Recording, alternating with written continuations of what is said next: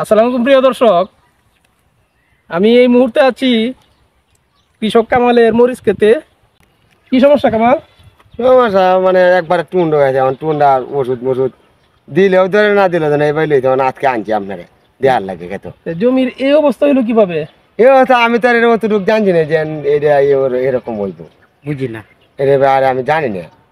আচ্ছা, এটা মধ্যে কি এই পর্যন্ত কোনো ওষুধই দেওয়া হয়েছে না? ওষুধ মানে দিদি আনে 200 টাকার ওষুধ আনে দিচ্ছি কতখানি জমির মধ্যে? 5 চার কাটার মধ্যে 200 টাকা 200 টাকা করে দেন কিতে পারাম তে যারা দিদি আনে খাওয়ান দিদি বা ভিটামিন দিদি। ভিটামিন দিলে কি হইব?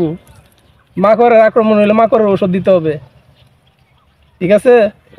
কিতা কইতো পচা ধরলে পচার ওষুধ দিতে হবে। ওন এটা আমরা দেখাই না হইলে লাইতে উপায় মানুষ দেওয়ার আগে উপায় আরে উবরাইলে হইব?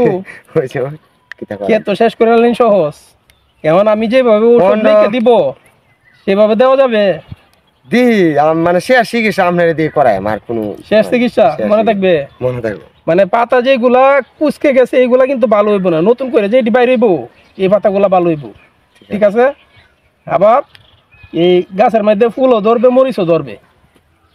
আমি ওষুধ দিয়া যাইতেছি, ঠিক আছে? এই যে মাকড়ের আক্রমণ আছে এনে, এই যে মাকড়ের আক্রমণের কারণে এই যে পাতা এমন কুচকায় গেছে। আর ক্ষেতের অবস্থাও তো ভালো না। পানি কবে দেওয়া হয়েছিল শেষ? পানি দিদি আর মনে 15 দিন। 15 দিন। মাটিতে রস আছে?